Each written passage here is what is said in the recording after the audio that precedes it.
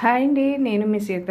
ఈరోజైతే నేనైతే పనసక్కలతో వడలు అయితే వేస్తానండి. చూడండి, వాటికి కావాల్సిన పదార్థాలు: పనసక్కలు, ఎల్లుల్లిపాయ, అల్లం, జీలకర్ర, పచ్చిమిర్చి అండి. ఇలా మిక్సీ గిన్నె తీసుకున్నాను. పనసక్కలతో ఒకసారి అయితే నేను కర్రీ వండానండి. ఇప్పుడైతే వడల వేద్దాం అనుకుంటున్నాను. ఇలా అయితే అన్ని మిక్సీ జార్లో అయితే వేసేస్తానండి. వేసి మిక్సీ కొట్టేస్తానండి మెత్తగా. ఇప్పుడైతే కొంచెం అయితే వాటర్ వేద్దామండి. ఇలా అయితే ఆడేసానండి. ఇప్పుడు ఒక గిన్నెలో తీసుకుందాం. ఇప్పుడు అయితే కొంచెం వరిపిండి వేద్దామండి. కొంచెం పసుపును కూడా వేద్దాం. కొంచెం ఉప్పును కూడా వేద్దామండి. స్టవ్ వెలిగించుకుని ఇలా బాండి అయితే పెట్టేయి ఆయిల్ అయితే వేసానండి. కొంచెం కారం వేద్దాం. కొంచెం చికెన్ మసాలా వేసానండి. ఇలా అయితే కలిపేసానండి.